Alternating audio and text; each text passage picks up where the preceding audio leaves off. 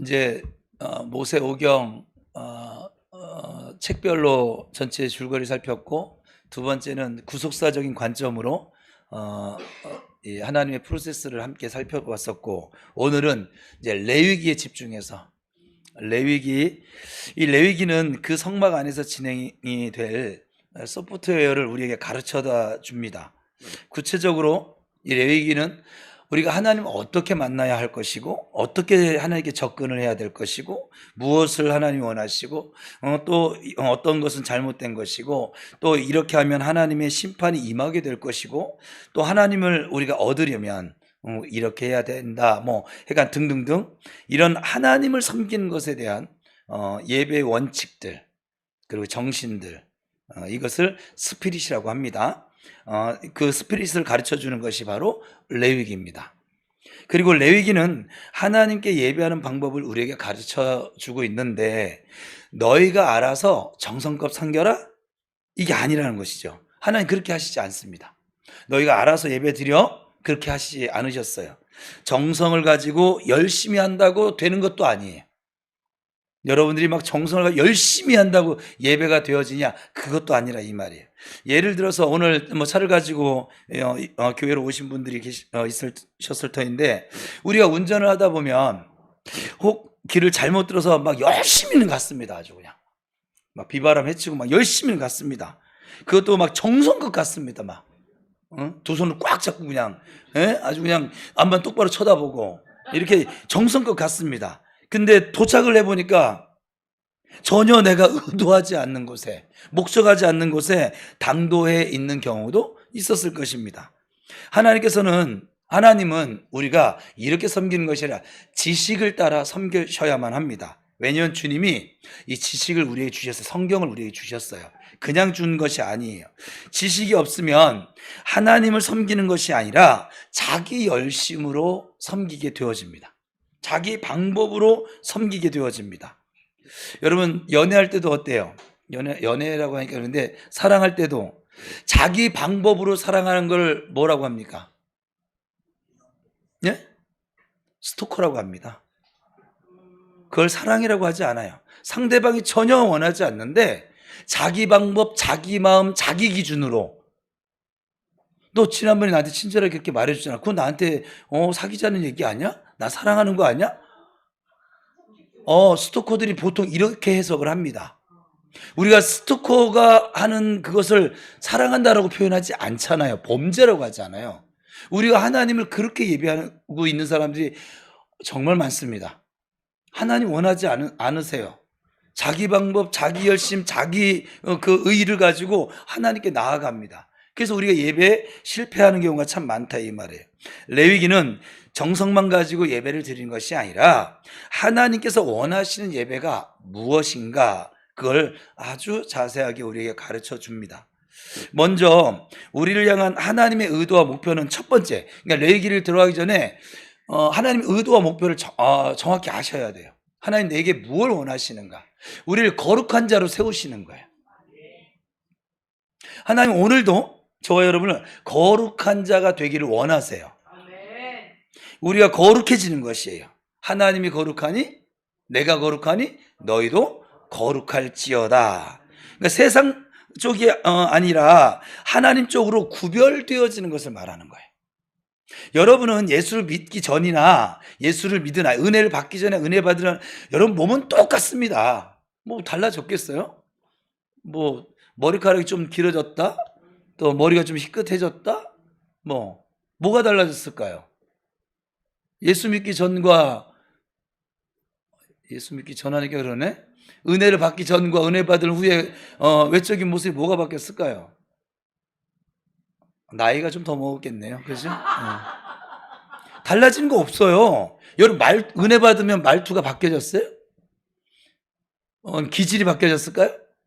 좋아하는 음식이 바뀌어졌습니까? 뭐가 바뀌어졌습니까? 바뀌어진 거 없어요. 그런데 우리의 마음과 생각이 구별되어지는 거예요. 그전에는 세상 사람들과 똑같이, 여러분 그거 아세요? 은혜를 받고 믿음이 성장해 가면요, 그 전에 나하고 말이 잘 통하던 세상 친구가 있어요. 근데 어느 날 그 친구가 커피숍에 가서 얘기를 하는데 말이 안 통해요. 그리고 그 친구랑 막 2시간이고 3시간을 수다를 떨어도 시간 가는 줄 그 전에 몰랐거든요. 근데 내가 믿음이 생겨지고 내가 은혜를 받고 나면 그 예수 없는 사람과 2시간, 3시간 그 얘기하는 게 그렇게 즐겁지는 않아요. 이게 왜냐면 구별되어져서 그래요. 그 친구가 나빠져서가 아니에요. 내가 착해져서도 아니에요. 여러분, 구별된 건 착해졌다 그런 차원이 아닌 거예요. 그냥 다른 거예요. 애굽하고 광야는 아예 다른 세상이에요. 이거는 비교 대상이 되지를 못해요. 그냥 아예 다른 세상이라고요. 그러니까 다른 세상에 살고 있는 사람끼리 말이 통한다. 여러분 지금도 세상 친구들하고 말이 잘 통하거든. 한 번쯤은 여러분 자신에게 물어봐야 돼요. 나의 가치와 나의 관심? 우리 주한국 목사님 통해 우리가 가져야 할 관심이라는 설교를 들었는데, 내가 가지고 있는 관심이 여전히 LG 백화점 세일에 있을까? 아니면 요즘은 이제 그거잖아요. 응? 민생지원금. 제가 이런 걸 취급을 안 하다 보니까 용어를 몰라요. 관심이 별로 없어서. 왜냐면 집사람이 다 하니까. 그래서 저한테 나오는 것도 다 절로 가요. 저는 없어. 그냥 아예.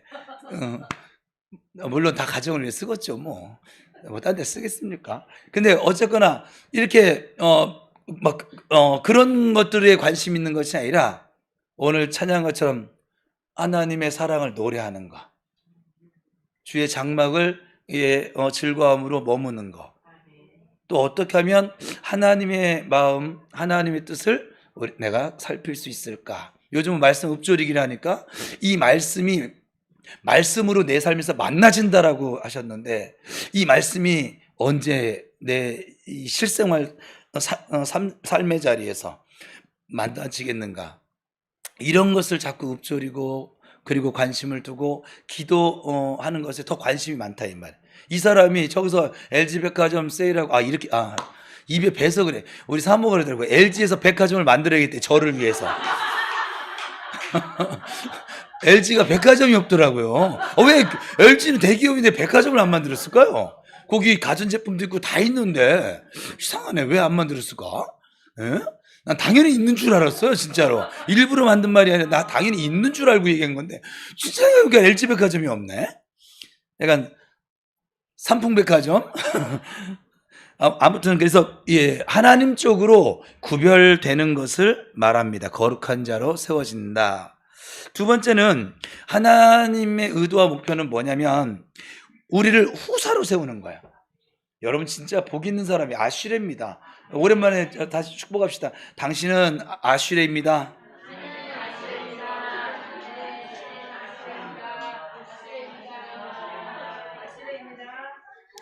하나님께서는 우리를 승계자로 세우기를 원하시는 거예요. 승계자로. 왜? 하나님의 아버지가 우리가 아들이고 딸이니까 당연히 그 유산이 누구의 몫이에요? 내 거예요. 내 거. 예? 하나님은 우리를 후사로 선택을 하셨어요. 후사는 하나님의 나라, 하나님의 정신을 계승할 그런 승계자들인 거죠. 그러니까 하나님의 철학이 가야만 해요. 하나님 나라를 후사로 우리가 물려받았는데 그 하나님의 정신이 없잖아요. 하나 재미없어요. 여러분 지금 하나님의 정신이 없으면 이 예배, 이 무더운 날 여기 뭐하러 오셨습니까? 세상 사람들이 여러분들을 보면, 저 구별되지 않은 사람이 보면 여러분들을, 저와 여러분을 굉장히 한심스럽게 봅니다. 그죠? 근데 하나님의 정신들로 우리가 구별되어지니까 하나님의 후사가, 우리가 후사로 살아가는 것이 기쁘고 감사하고 복된 것이에요. 우리 예배드리는 이 시간이 복되고 즐거운 시간이잖아요. 주를 찬양함이 주의 아름다움을 보는 것이 우리의 은혜, 우리의 삶의 은혜잖아요. 그죠? 그래서 하나님의 정신을 가져야 저 후사로 사는 것도 그것도. 그리고 우리 쪽에서는 법을 바꿔서 자꾸 막 우리 기준을 바꿔서 그냥 쉽게 살고 싶고 그냥 나만 행복하게 살기를 원하는데, 하나님 쪽에서는 하나님의 정신, 하나님의 스피릿을 가지고 그것을 계승할 그 후사, 하나님의 진짜 자녀, 하나님 나라를 이뤄갈 그 승계해야 할 사람을 찾고 계신 것이죠. 이 세상 나라를, 저 악한 영이 지배하는 이 세상 나라를 하나님의 통치가 따르는 하나님의 나라로 바꿔야 하기 때문에 우리가 잘 살고 건강하고 맛있게 멋있게 사는 것이 중요한 것이 아니라 하나님 쪽에서 하나님의 기업으로 하나님의 나라로 하나님의 철학을 이어갈 수 있는 사람을 하나님께서 지금 찾고 계신 것이죠. 그래서 레위기 개념을 우리를 이해할 때 이런 쪽에서 우리가 레위기를 이해를 하셔야 됩니다. 이것을 이해하고 레위기를 읽으면 재밌어요. 레위기. 세 번째는 하나님께서 우리 향해서 가진 의도와 목표는 뭐냐면 하나님의 거처로 세우시는 거예요. 하나님의 거처가 뭐예요? 하나님 거하실 수 있는 곳. 그래서 고린도서에서 우리를 성전이라고 그렇게 말씀하시는 거예요. 성령 하나님께서 거하시는 곳. 이 예배당보다도 여러분의 그 심령이 하나님이 거하시길 더 원하시는 하나님 거처가 된다 이 말이에요. 그래서 성경 말씀을 보면 이렇게 말씀하셨어요. 하나님이 같이 읽어봅시다. 노란색 시작. 내가 내게 보이는 대로 장막의 식양과 그 가운데 식양을 따라. 하나님이 하나님 거하실 거처를 세울 때 지금 우리 안에도 복음의 참 성전이 세워져 가고 있는 줄 믿습니다. 이 세울 때 출애굽기 25장에 보니까 내가 내게 보이는 대로 장막의 식양과 그 기구의 식양을 따라서 그랬습니다. 그러니까 원칙이 있다는 거예요. 세우는데 네 맘대로 세우는 것이 아니라 열심히 잘 져 그것이 아니라 너희가 원하는 대로 지어 그것이 아니라 내가 살 집을 너희가 우리가 내가 너희에게 보여줬어. 그 장막 그 기구의 식양을 따라 우리 사람은 말씀대로 그대로 지으라는 거예요. 그러니까 뭐냐면 이 성전을 지을 때 원칙이 있다는 거예요. 우리가 교회를 보면 여러 교회 있잖아요. 옆에도 경영교회도 있고 하여간 평안교회도 있고 여기 호산나 교회도 있는 것 같고 내가 생각나는 교회는 다 말해보죠. 하여간 있다고 하세요. 등등등등. 여러 교회가 있잖아요. 근데 전부 다 어때요? 같은 교회는 한 교회도 없습니다. 전부 다 제각각입니다. 방법이 어찌되었든 간에 저는 생각되기를 철학과 목표가 이 하나님의 철학과 목표가 맞으면 좋겠는데 방법만 다른 것이 아니라 철학도 그 원칙도 달라버리는 경우가 있기는 합니다. 종종. 이것은 아주 심각한 문제가 있는 거예요. 원칙이 깨진다는 것은. 성도의 원칙은 열심히 최선을 다해서가 아니라 지식을 따라 말씀을 따라 하나님께서 보여주신 그 식양대로 하나님께서 말씀하신 대로 신앙생활을 하셔야만 합니다. 내가 생각하는 열심, 내가 생각하는 최선을 다하는 것이 아니라 하나님께서 요구하시는 것이 무엇인가로 신앙생활을 하셔야만 합니다. 그래야 여러분들도 실망하지 않아요. 여러분 자신 때문에 괴로워하지 않아요. 네 번째로 하나님의 형상과 통치권을 가진 하나님의 대행자로 세우시는 것입니다. 하나님 우리에게 하나님의 형상과 통치권을 대행하기를 원하셨어요. 하나님의 모습을 보여주고 하나님께서 하시는 것처럼 우리가 하기를 원하시는 것이죠. 제가 제자 훈련하면서 자꾸 종종 얘기합니다.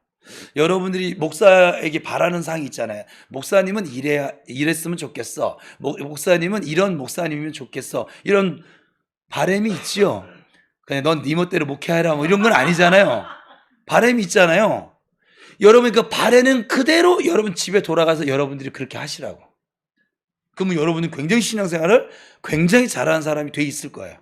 만약에 남은 그렇게 하기를 원하고 나는 그냥 내 멋대로. 그래서 그게 내로남불인 거예요. 하나님의 모습을 보여주고 하나님께서 하시는 것처럼 또 이런 부분을 우리가 의식하고 섬겨나가지 않으면 사울왕처럼 되어지고 말 것입니다. 여러분 사울왕은 우리랑 다르게 아주 나쁜 놈이 아니세요. 사울왕은 우리보다 어찌 보면 더 준수하고 용모도 조인성 정도 생겼을까? 내가 생각할 때 제일 잘생긴 사람이 누굴까? 누구지? 약간 용모가 준수해요. 그리고 그 마음도 하나님 향해서 좋았던 인물이에요. 그래서 초대 왕으로 세워졌잖아요.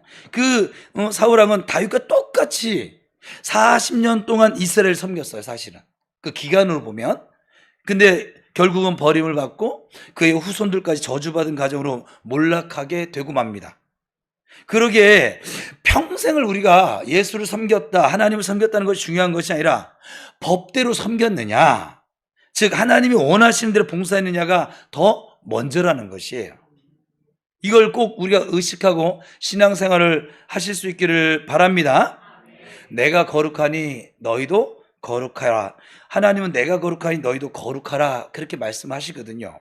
하나님의 거룩을 우리가 따라오기를 하나님은 지금도 원하십니다.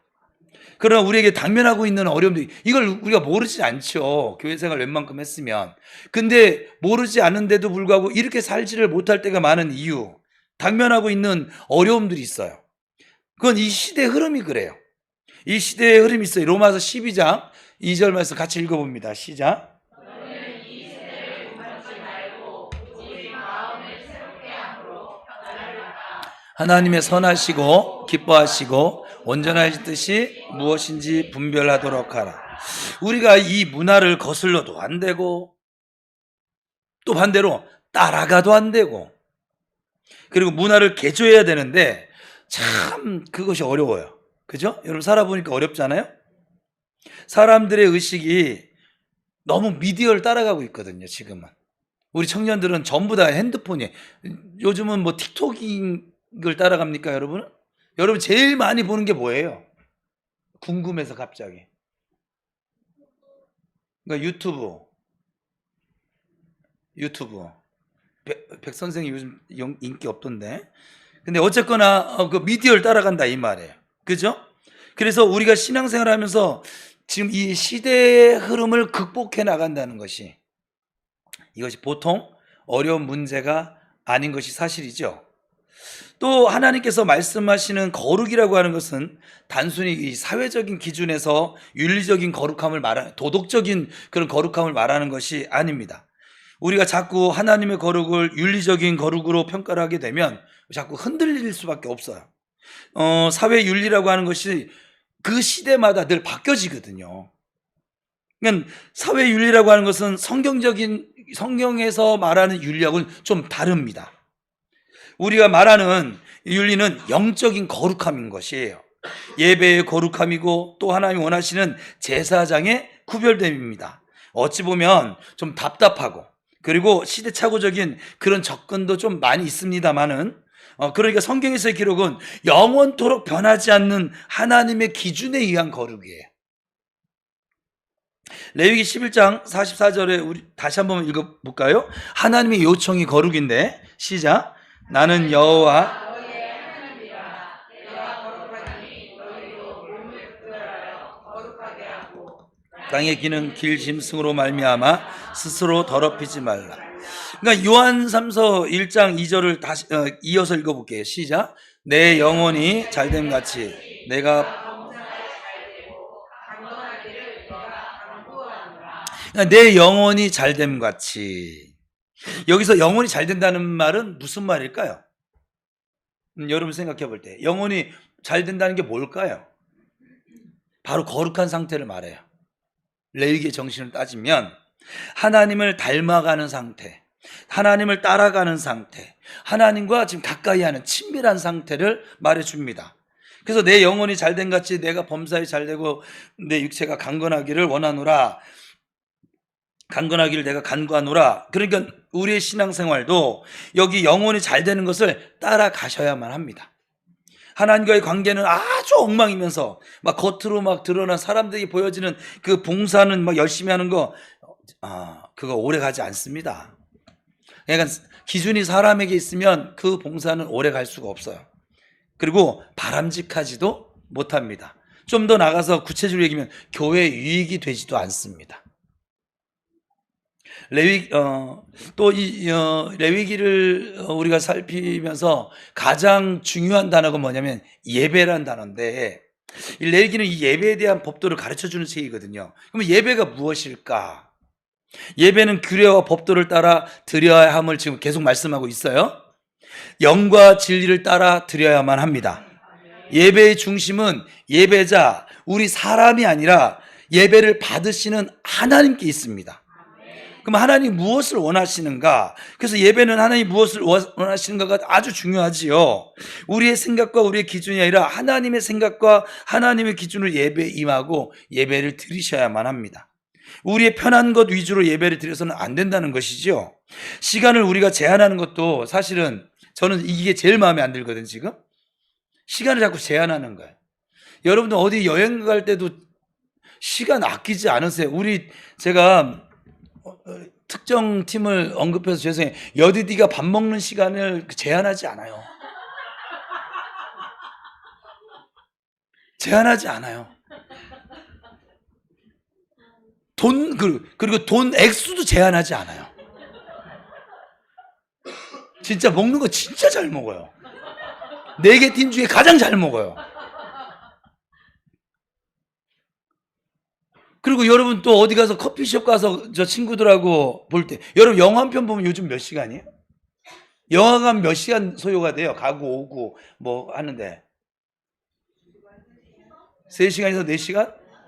그러면 2시간에 3시간. 영화 한 편 보는데 2시간에 3시간. 그죠? 근데 하나님 말씀 듣는데 우리는 1시간 넘어가면 이제 1시간은 또 길죠. 여러분들은 그래도 우리 교회 와서 그런 제약을 안 받았지. 다른 교회는 30분 넘어가면 이제 막 몸 비비 꺼지고 시계 쳐다보고 핸드폰 열었다 닫았다 발을 꽈다 말았다 뭐 애가 나갔다 들어왔다 계속 이러거든요. 저는 그게 너무 마음에 안 들었어요. 정말. 그리고서는 입술로는 하나님을 사랑한대. 아니 뭔 놈 사랑이 30분을 못 버틸까? 예? 30분을 못 들어줄까? 여러분 그 사랑하는 사람한테 내가 하는 말 잘 안 들어주면 여러분은 어때요? 은서는 정간사님이 막 내가 정말 정성을 다해서 말하고 있는데 안 들어주고 무시하고 딴짓하고 막 마우스 이렇게 막 있잖아. 저 사람 특징 있잖아. 막 딴짓하는 거 있잖아. 그거 여기 막 고구마 한 박스 들어가지 마. 근데 왜 하나님 말씀할 때 안 들어줘요? 아니 거기 말고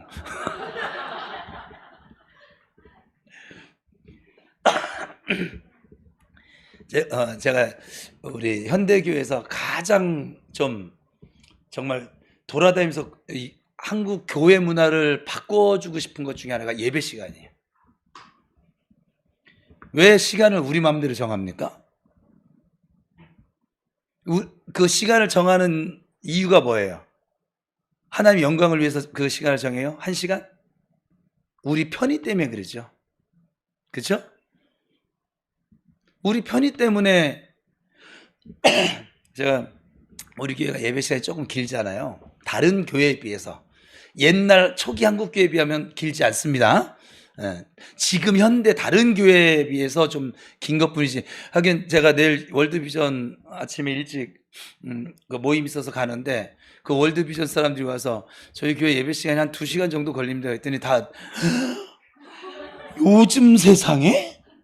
막 이런 애가 뉘앙스였었어요. 막 놀라가지고 뭐 자빠지기 일보 직전이더라고요. 그래서 왜냐면 좀 여러 교회를 거기는 돌아다니는데 다 1시간이에요. 그냥 이 1시간의 이유는 예배 끝나고 다음 2부 예배 오는 사람과 맞교대를 해야 되는데 차량 운행을 돌아야 되고 이 1시간이어야만 해요. 그래서 저희 모교회도 그런데 7시 1부, 9시 2부, 1시간 예배 드리고 1시간 동안 이동하는 막 하는 거예요. 그 11시 3부. 그리고 이제 점심 먹고서는 이제 2시에 뭐 청년들 예배 뭐 1시인가 2시. 그리고 저녁 예배 7시 이렇게 했었는데 딱 2시간 간격이에요. 근데 버스를 신도시에 돌려면 그 1시간이 필요하거든. 그래서 뭐 성령이 감동이 와도 어쩔 수 없어. 그냥 잘라야 돼 그냥. 이게 막. 저는 그래서 맨 처음에 제가 간 교회가 그렇게 오부 예배를 드렸던 교회이기 때문에 교회가 컸기 때문에 그래서 저는 예배는 무조건 1시간인 줄 알았어요. 신학교 갔다가 아주 그냥 깨져. 교회 전통은 1시간짜리 예배가 없어요. 우리나라 예배가 왜 1시간이 처음에 됐냐? 선교사님들이 왔는데 이분들이 이게 복음을 전하고 예배를 막 드려서 막 나갈만 하면은 논에 모내기 하러 나가야 된다. 뭐 밭을 매러 가야 된다. 뭐 하면서 나가는 거예요. 그래서 이 짧은 시간에 예배를 끝마치려고 만든 게 1시간이래요. 우리 한국교회 그 기독교 역사를 보면. 근데 지금 우리 여러분 모내기 안 하잖아요. 밭 안 매잖아요. 그죠? 그냥 전통이 돼버렸어요. 이 전통이 말씀에서 예배하는 것보다 훨씬 성령이 하나님께서 원하신 것보다 훨씬 더 앞서버린 것이죠. 이 문화적인 컨텐츠 어쩔 수 없기 때문에 그러긴 하지만 하여간 예배 시간 1시간을 정하는 거, 2시간을 정하는 거, 그 안에 맞춰야 한다는 것도 우리가 만든 기준이지 하나님의 기준은 아니라는 것. 그러므로 그것이 본질이 되어서는 안 돼, 시간이. 여러분 만약 우리 교회에서 예배를 못해 다른 교회를 가더라도 시간 보지 마세요. 그 안에 본질을 봐야지. 하나님 지금 내게 무엇라 말씀하시는지, 하나님께서 이 예배를 통해 무엇을 나타내길 원하시는지 그것을 생각을 해야지. 맨날 그러니까 어떤 사람은 예배 오기 전에 이미 1시간 안에 끝날 거로 생각을 하고 약속을 정해요. 우리 교회도 그 3가지 중에 그런 분이 있었어요. 그래서 딱 12시가 되니까 딱 일어나 나가고. 그러니까 아주 참 칼 같아요. 삶을 좀 그렇게 칼같이 살면 잘 살 건데. 그러니까는 보세요. 우리가 나의 필요 때문에, 우리의 필요 때문에 그렇게 가는 것이지, 그것이 마치 예배 정석인 것처럼 생각하면 안 된다는 거예요. 하나님이 우리를 찾아오시는 방법을 뭐라고 그랬어요? 은혜라고 했어요. 그래서 저 화살표를 지금 표시해놨는데 화살표를 꼭 생각하세요. 은혜는 이 방향이 이렇게 된 거예요. 하늘에서 우리에게로 내려오는 거. 하나님께서 우리를 찾아오시는 방법을 우리는 은혜라고 표현을 합니다. 위에서부터 밑으로 내려오는 그런 화살표인 것이에요. 누가 누구에게 맞춰집니까? 하나님이 사람에게 맞춰주십니다. 사람이 하나님께 맞추는 것이 아니에요. 처음에는 하나님이 사람에게 맞춰주십니다. 여러분 초신자 때 생각해 보세요. 여러분 처음부터 이렇게 믿음이 지금만큼 있었냐? 아니요. 하나님이 여러분에게 맞춰주었기 때문에 지금 오늘 이 자리에 앉아 있는 거예요. 그 맞춰줌의 시간이, 그 은혜가 있었기 때문에 우리가 지금 이 자리에 있다, 이 말이에요. 그래서 전적으로 하나님이 우리를 배려해 주시는 것이 은혜예요. 우리의 연약함, 우리의 허물, 우리의 죄악, 우리의 기질, 우리의 부족함도 하나님께 다 덮어주시고 하나님이 일방적으로 우리에게 찾아와 주시는 사건을 우리는 은혜라고 표현을 합니다. 또 우리가 하나님을 찾아가는 방법, 이제 하나님 우리에게 찾아오셨으니까 찾아가는 방법이 뭐냐면 진리라고 합니다. 그 화살표가 우리가 하나님을 찾아가는 방법이니까 이제 아래에서 위로 되어져 있어요. 은혜 받고 나면 반드시 그 은혜에 응답을 하는 삶을 사셔야만 합니다.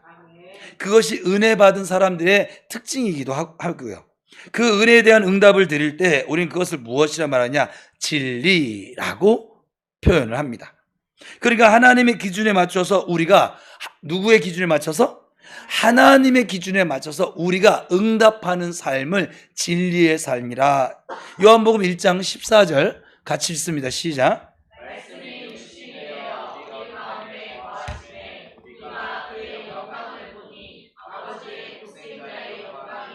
은혜와 진리가 충만한. 여기서 은혜와 진리가 충만하더라. 그래서 은혜만 충만해서도 아니고 진리만 충만해서도 안 됩니다. 하나님이 오셨으면 사람이 하나님을 찾아가는 이 진리의 기준이 있어야 한다, 이 말이에요. 광야 백성들의 문제는 뭐였을까요? 생각을 해보세요. 지금 모세 오경 중에 3번째 책을 나누고 있는데, 그러니까 광야에서 이게 주어졌으니까 광야 생활의 문제는 뭐였을까요? 띄워주지 않았는데 이제 머리가 굉장히 지금 좋아졌어요, 그죠? 우리에게 그 광야에 있던 그 이스라엘 백성이 찾아오신 하나님의 은혜는 충만했습니다. 그죠? 그런데 사람 쪽에서 하나님에 대한 찾아감이 없었다면 진리가 없는 것이라, 이 말이에요. 예배를 드려도 그래서 자기 기준, 봉사를 해도 자기 기준, 그래서 하나님 그 기준을 맞추도록 기회를 주는 그 시간들이, 그 사건들이 바로 광야 40년의 사건과 시간들이었습니다. 여러분들에게도 지금 마찬가지예요. 여러분 예배 드릴 때 여러분 기분이 중요하잖아요. 그렇지 않아요? 오늘 기분 안 좋은 일이 있었어. 거기에 영향을 받잖아요. 하나님의 기준이 아니잖아요. 이제 여기에 내 기분이 좌우되는 예배가 아니라 하나님의 기준이 좌우되는 그 예배자로 서면 참된 예배자로 지금 세워져 가고 있는 중인 거예요. 여러분 처음 믿음 없을 때는 밖에서 예배 시간 전에 다투고 했다든지 그럼 그날 예배는 죽을 썼죠. 그래도 전복 죽이려 했으면 영양가루인데 그냥 흰 미음 썼죠. 안 그랬습니까? 제가 너무 막 리얼하게 얘기를 해서 대답을 자꾸 못 하시는데, 그러니까 40년의 광야는 은혜가 없어서 광야가 아니에요. 어찌 보면요, 저의 해석으로는 이 광야 40년은 매일매일의 은혜가 있었습니다. 지금 우리가 살아가는 이 삶보다도 더 훨씬. 왜냐면 그때는 하나님의 은혜가 없으면 한 걸음을 못 나갔던 땅이 광야였으니까. 그냥 생활적으로도. 그런데 그들이 그 40년 만나와 메추라기 또 반석에서 뭐 샘물이 솟아나고 전쟁에서 손을 들고 기도하면 전쟁을 이겨버리고, 세상에 그들이 여태까지 살아오면서 그런 일들을 만나본 적이 있어요, 없어요? 없거든요. 모두 은혜였습니다. 더군다나 낮에는 구름 기둥, 밤에는 불 기둥. 우리 조한국 목사님 오셔서 설명해 줬잖아요. 밤에는 추위가 대단하고 낮에는 더위가 대단한 땅이거든요. 그러니까 더위를 식혀주고 추위를 막아주고 그 불기둥 구름기둥이 계속 비추어졌습니다. 그것이 은혜가 아닐까요? 그들은 40년간 그것도 매일매일의 삶에 아주 어마어마한 은혜를 받았어요. 사실은. 그렇지만 실제로 그들은 은혜를 받지 못했습니다. 그들이 기적이 나타나지 않아서, 기적이 부족해서 망하는 것이 아니라 무엇이 부족했던 거예요? 내가 하나님께 맞추어가는 진리가 없었던 거예요. 우리가 하나님을 찾아가는 방법은 진리입니다. 진리에 근거해서 우리가 하나님께 나아가셔야만 합니다. 그래서 교회가 막 불러 막 은혜 받읍시다 하고 하면 막 교회가 뜨겁긴 해요. 그런 교회가. 근데 성장이 없어요. 그럼 무엇이 부족한 것입니까? 진리가 부족한 거예요. 반대로 우리가 성경 공부합시다. 우리 교회에서 하는 건 성경 공부 아니에요. 제자 훈련이라고 그랬어요. 성경 공부합시다 하면 몇 날 며칠만 모여서 성경 공부만 하면 어때요?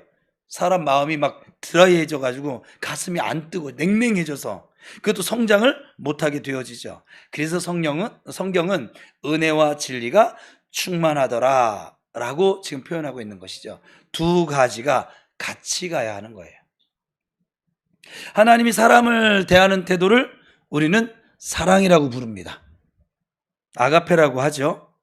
하나님은 사랑으로 언제나 우리에게 다가오시고 찾아오십니다. 우리가 하나님을 사랑하는 태도를 공의라고 표현을 합니다.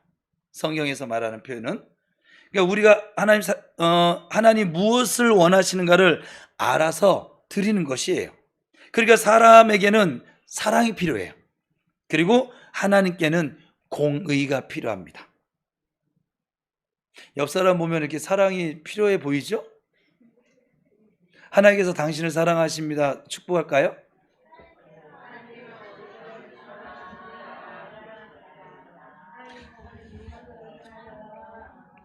그러니까 여러분, 이 방종한 인간, 타락한 인간이 하나님 사랑합니다 라고 하는 이 고백은 내가 의의 기준이 되신 하나님 앞에 응답하는 그런 시간들인 것이죠. 그런데 많은 사람들이 복음을 잘못 착각하고 있다는 것이죠. 은혜가 복음이라고 생각을 합니다. 사랑이 복음이라고 생각합니다. 여러분, 복음의 전반전은 은혜이고 사랑이에요. 찾아오실 때 은혜와 사랑으로, 저 화살표를 보면 두 가지잖아요. 은혜와 사랑으로 우리에게 찾아와 주십니다. 그러나 그 은혜와 사랑이 우리 안에 들어와서 우리의 이 인격을 터치하게 되어지면 그 다음부터 우리가 하나님을 사랑하게 되어지는데, 그 사랑을 무엇으로 표현합니까?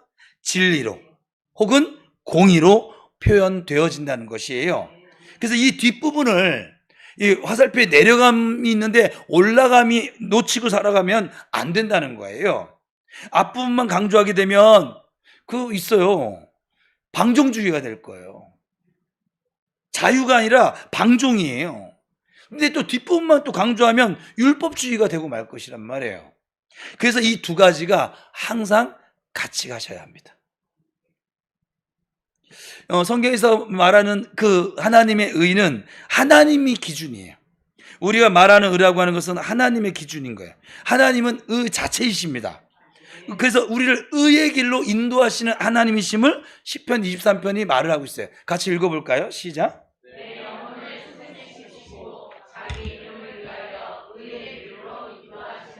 푸른 초장, 쉴만한 물가, 사망의 음침한 골짜기로 우리를 이끄시는 이유가 뭐냐면 우리를 하나님의 의의 길로 인도하시기 위함이십니다. 그러니까 만약에 푸른 초장만 계속 되잖아요. 사람이 교만해지고 말 것입니다. 무엇이든 잘 된다 그러면 사람이 거의 100%예요. 교만해집니다. 목사님들도 목회에 어려움 없이 성장하잖아요. 자기도 모르는 사이에 벌써 목에 힘이 들어가져요. 벽돌 막 3장 올라가지고. 그래서 목이 곧은 백성이 되기가 쉽습니다. 그러나 시련을 통해서 어려움을 겪고 성장한 사람들은 쉽사리 교만해지지를 못합니다.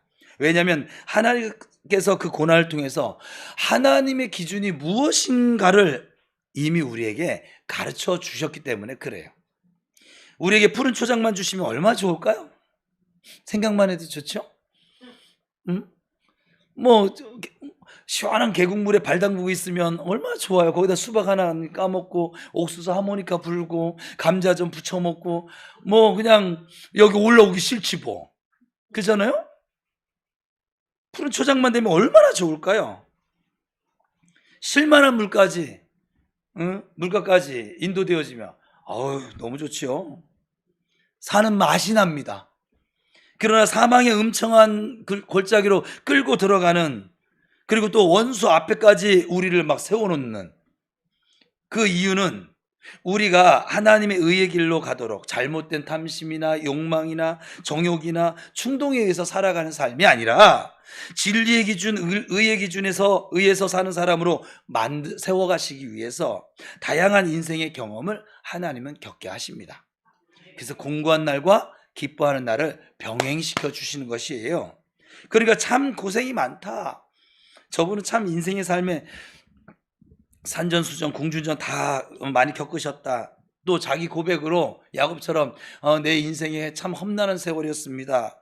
그렇게 고백한다면 그 사람 당연히 어느 수준에 와 있어야 돼요? 하나님의 의의 기준에 들어와 있어야 정상이거든요. 하나님께서는 의의 길을 존중하고 의의 길을 사모하고 내 영혼을 소생시키시고 자기 이름을 위하여 나를 의의 길로 인도하고 계십니다. 그러니까 우리가 신앙생활을 잘하면 얼마나 잘할까요? 부흥을 시키면 또 얼마나 부흥시킬까요? 이 땅에 살면서 정직하게 살고 하나님 앞에 부끄럼 없이 사는 이 의의 길을 붙잡는 사람이 진정으로 성공한 사람인 줄 믿습니다. 자, 하나님을 예배하는 것인데 첫 번째 방법인데, 이 예배 드리는 방법을 요한복음 4장 24절 보겠습니다. 시작. 하나님은 영이시니 예배하는 자가 영과 진리로. 옛날 성경은 영과 진리를 신령과 진정으로, 여러분 이것이 더 익숙할 거예요. 신령과 진정으로 그랬어요. 신약 성경에는 자세하게 예배에 대한 원리를 사실 가르쳐 주지 않거든요. 왜냐하면 이미 구약에 있으니까. 첫 번째, 하나님은 은혜로 영으로 사람에게 찾아와 주십니다. 여기서 영은 하나님이 나를 찾아오시는 거예요. 우리 예배 가운데 하나님이 오셔야만 합니다. 하나님의 임재, 하나님의 영광, 우리가 은혜 받는 것, 감동받는 것이 있어야 한다는 거예요. 그것만 있으면 됩니까? 아니죠. 사람이 하나님의 말씀을 따라 찾아가는 거예요. 그게 진정, 진리가 있어야 한다는 것이죠. 내가 하나님의 기준에 맞추어서 하나님을 섬기는 최선을 다하는 자세, 또 진정을 다하는 자세, 진리에 근거한 그 예배의 자세. 그래서 하나님은 성령으로 나를 찾아오시고, 영으로 나는 내 최선을 다하는 자세로 하나님께 나아가는 것이, 이것이 바로 예배가 이루어지는 현장이 되어집니다. 그럼 이 예배 정신은 신명기 6장, 우리가 잘 아는 말씀인데 6장 4절에서 9절에서 소위 쉐마라고 하죠. 이 쉐마 고유기로 우리가 알려진 말씀인데, 이스라엘의 저력이 여기에 있다고 학자들은 그냥 아주 공통적으로 얘기를 합니다. 예배 정신을 우리에게 가르쳐 주는데 뭐냐면, 이스라엘아 들으라. 이스라엘 자녀들에게 혹은 이스라엘 백성들에게 하나님께서 모세를 통해서 들으라 라고 그렇게 말씀하셨습니다. 쉐마, 들으라. 무엇을 들으라고 했을까요? 하나님 예배하는 법은 이것이다. 어떻게 예배하라고 했습니까? 첫 번째, 마음을 다하고 성품을 다하고 뜻을 다해서 섬기라고. 마음을 다하고 또 다음에 성품을 다하고 또 뜻을 다해서. 예배는 어떻게 드리는 것이냐? 마음을 다하고 성품을 다하고 뜻을 다해서 드려야 되는 것이에요. 마태복음 22장에서 예수님 인용하실 때는 목숨을 다하여 라고 이 부분을 그렇게 해석을 했어요. 그러니까 예배 전 최선을 다해서 예배를 준비하고, 그리고 예배 준비해야 됨을 하나님께서 그 예배 정신을 가르쳐 주고 있는 것이죠. 두 번째는 자녀들에게 가르치래요. 그 다음에 그렇게 예배를 드릴 뿐만 아니라 너희 자녀들에게도 이 예배 정신을 가르쳐야만 해. 이것을 그들의 손목에다가 메어주고, 우리로 말하면 막 눈에 보이는 동서남북, 그냥 거기다 냉장고 문에 붙여놓고 화장실 문에 붙여놓고 우리 눈길이 가는 곳곳에 그렇게 가르치라고 합니다. 하나님을 잘 섬겨야 한다. 예배를 잘 드려야 한다. 그 교육을 자녀들에게 가르치라는 거예요. 잊어버리지 않도록. 우리 부모들이 자녀들에게 교육을 시킵니까? 우리 부모들이 자녀에게 예배 교육 시키고 계세요? 부모들이 자녀가 교회 갈 때 놀러 가는 것이 아니고 무엇을 하러 갑니까? 예배하러 갑니다. 예배는 어떻게 드린다? 가서 이런 자세로 목숨을 다해서 최선을 다해서 가르쳐야 되는데 아주 난장판 치는 거죠. 도깨비시장이 없지요. 우리는 아이들이 둘이니까 다행이지, 저런 아이들이 10명만 됐어 봐요. 지금 이 예배 시간이 어떻게 될까요? 그냥, 그죠? 부모가 안 가르쳐 주니까 교회에서 아무리 가르쳐도 교육이 안 돼. 여러분, 교회에서 교육은 사실 주일날 1시간도 안 되거든요. 제가 그 전에 주일학교 반사를 할 때, 주일학교 전도사를 할 때도 일주일에 그 1시간을 가지고 그 아이를 교육한다고 어린 방풀어지도 없어요. 그래서 저는 그 학부모하고 공조를 했어요. 그래서 아이들 구역 예배를 드렸어요. 아이들 구역 예배 들어보셨어요? 저 아이들 구역 예배 드렸던 선생님이에요. 왜냐면 일주일에 한 번 예배 가지고 교육이 이루어질 수 없다는 걸 저는 깨달아서. 어른들은 보세요. 주일 예배, 주일 저녁 예배, 그때 당시에 수요 예배, 금요 철야 예배, 그리고 토요 청년 예배, 새벽 기도에 매일 이렇게 드려도 안 변하거든. 근데 애들 보고 1시간도 안 되는 그 주일날 그 분반 공부 시간이 그 얼마나 됩니까? 20분 됩니까? 그걸 가지고 애들이 예배자로 서래. 여러분, 이렇게 얘기하니까 우리 어른들이 굉장히 말도 안 되는 생각을 가지고 아이들 교육을 하고 있잖아요, 지금. 그래요, 안 그래요? 그래서 저는 아이들 구역 예배를 그때 시작을 했었었는데, 그래서 할 수 없이 사회 교육을 따라가야 하니까 이제 영상 틀어주고, 그죠? 그것으로 예배를 대처하고 있고, 어찌 보면 좀 기가 막힌, 우리도 아이들이 생겨지면 주일학교 예배를 따로 드릴 수 있도록 그렇게. 저는 교육자가 이제 부서 교육자가 생겨지면 전 교육자 수련회 갈 거예요. 그리고 그들에게 저는 예배를 교육할 거예요. 신학교에서 배웠지만 다시 부평 우리 교회 예배 정신을 저는 이들에게, 지도자들에게 가르칠 거예요. 이걸 공유할 것이고, 그들이 예배를 드리지 않으면 예배자를 길러낼 방법이 없어요. 이것이 1순위인데, 자녀에게 예배가 무엇인가 가르쳐서 그 아이들이 하나님 섬기는 정신을 어렸을 때부터 가르쳐주고 하나님의 복을 받을 수 있도록 해줘야 하는데, 한국 크리스천 부모들이 이것을 지금 못해주고 있는 것이죠. 그래서 중고등부 가게 되면 벌써 저희 모교에도 초등부가 주일학교가 1학년부터 6학년까지 따지면 뭐 200명씩만 따져도 세 부서 600명, 800명 정도였거든요. 거의 1000명. 근데 딱 중등부 올라가면 제가 그나마 갔을 때 중등부가 한 180명이었는데 300명 정도까지 됐었어요. 그러니까 많이 줄었죠. 그죠? 고등부로 올라가면 이제 한 100명. 청년부로 올라가면 30명. 왜요? 이 예배 교육이 이루어지지 않았으니까. 그래서 세상으로 이 아이들이 커가면 커갈수록 세상으로 다 빠져나가게 되는 것을 우리가 보게 됩니다. 또 세 번째는 이 예배 정신 뭐냐면 예배를 가르치는 책이라고 했어요. 그 예배가 무엇인지 알아야 하는데 이 레위기서를 공부하면서 정말 우리가 예배에 대해서 제대로 배워본 적이 있을까? 여러분 예배에 대해서 바르게 배워본 적이 있으세요? 복 받는 거, 또 뭐 있을까요? 능력 받는 거, 그런 교육은 받았는데, 그죠? 예배를 어떻게 하면 바르게 드릴까 교육 받아보신 적 있으세요? 그러니까는 생각해보니까 정말 기가 막히죠? 교회에서 가장 중요한 게 예배인데 예배는 교육을 안 해요. 알아서 예배 드리래. 그죠? 나를 전도한 구역장님이 그냥 예배를 이렇게 드리는 거요. 그냥 기도할 때 눈 감고, 에? 찬양할 때 모르면 입이라도 뻥긋해, 립싱크해, 막 이렇게. 그죠? 얘기해보면, 그래서 예배에 대해서 제가 1대1로 이렇게 만나서 얘기해보면요, 전부 다 자기 기준이에요. 교육이 없었다는 얘기예요, 그게. 내 기준, 또 자기 편리한 대로 해놓고 이것이 예배야. 나는 오늘 예배 드리고 왔어.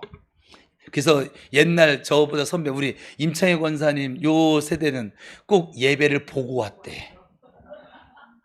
표현도 그렇게 했어요. 정말 예배를 드리고 왔어가 아니라 보고 왔어. 잘 구경하셨죠 뭐. 그죠? 꼭 출애굽기에 나오는 금송아지 예배 같은 거예요. 자기들이 만들어놓고 이제부터 이것이 하나님이야. 우리가 예배를 꼭 이런 식으로 예배를 드린다고요. 결국 레위기는 제사장들에게 예배의 기준을 가르쳐주고 그리고 우리의 자녀들을 제사장으로 양육하는 책이 바로 레위기가 되겠습니다. 오늘 여기까지 나눌 것인데 다음 주에는 이 지금 성경에 나와 있는 예배의 신뢰들, 그럼 성경의 예배자들은 어떻게 예배를 드렸을까? 왜냐하면 예배를 가르쳐 주니까 예배가 뭔지를 알아야 될 거 아니겠어요? 그죠? 그렇게 함께 나누도록 하겠습니다. 여러분, 나는 예배를 어떻게 드리고 있지? 무엇이 예배의 기준이 되어져 있지? 나는 어떤 자세로 예배를 드리고 있지? 어떤 태도로 하나님 앞에 지금 나아가고 있지? 그래서 하나님이 찾아오시는 은혜와 사랑이 없는 사람이 하나님께 진리와 공의로 나아갈 방법은 없습니다. 항상 내려오는 것이 먼저입니다. 그래서 어떤 사람이 예배를 잘 드리냐? 한마디로 그냥 오늘 이 설교를 다 함축시키면 하나님이 내게 베푸신 은혜와 사랑을 잘 기억하는 사람, 그 사람은 예배를 잘 드립니다. 그래서 우리 교회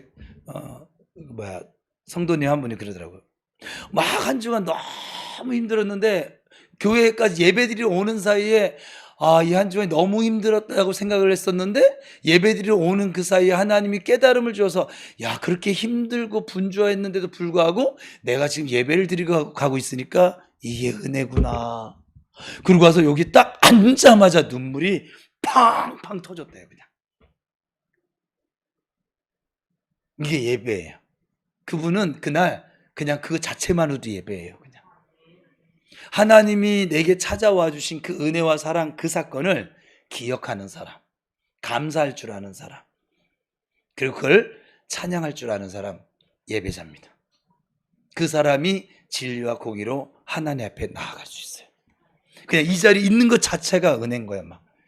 그래서 이 자리에 앉게 하신 그 하나님이 저절로 막 찾아지고 부르짖어지고 그리고 나아가지게 되어지고, 그리고 그 예배에 은혜가 없을 수 있습니까? 제가 2대8 가르마를 했든 5대5 가르마를 했든 파마머리를 했든 염색을 했든 안 했든 머리가 길었든 뭐 그날 목사님이 피곤했나 막 그런 거 전혀 상관되지 않죠. 예배가 되어지는 것이죠. 왜냐하면 하나님이 느껴지니까. 정간사님 막 오버하면서 찬양을 하든지 뭐 그냥 정상적으로 찬양을 하든지 전혀 상관이 없죠. 그냥 하나님을 찬양하게 되는 것이죠.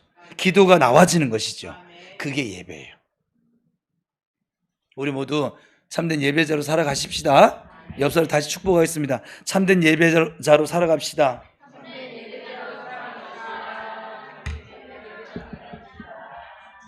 기도하겠습니다.